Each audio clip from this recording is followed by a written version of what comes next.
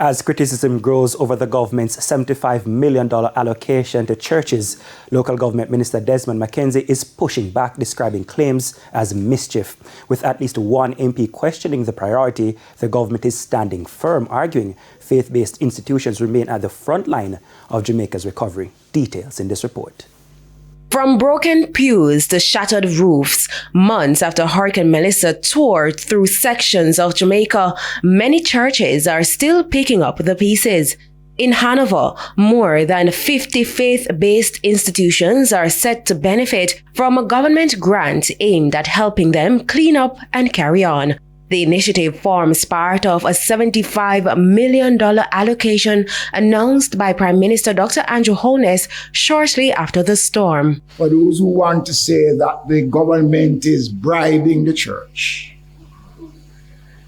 again, I want to dismiss it as mischief. It is an allocation that was made to help the churches to clean up, to do minor repairs. A nationwide survey by the Social Development Commission revealed the scale of the devastation. More than 4,000 churches assessed, many severely damaged, some forced to start from scratch. But even in ruin, the doors never fully closed. Church halls became shelters, sanctuaries became safe havens, and long after the winds died down, faith-based institutions have continued to house families still waiting for permanent homes. We can't do it by ourselves. The government, Dr. Holness and his administration, can't do the restoration all by ourselves. We have to work collectively as a country to build back from the ground up.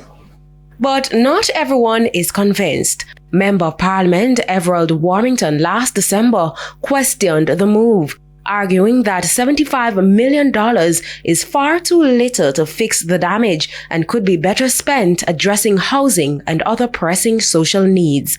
Still, the government insists the partnership with churches is critical, especially as it expands its search for shelters across the island.